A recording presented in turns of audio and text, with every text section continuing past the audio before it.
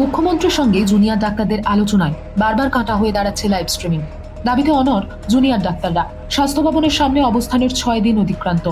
রবিবার জুনিয়র ডাক্তারদের ডাকে মিছিল শুরু হলো বৃষ্টি ভেজা তিলোত্তমার পথে। বৈঠক নিয়ে সরকারের সদিচ্ছা নিয়েও প্রশ্ন তুলেছেন আন্দোলনকারীরা।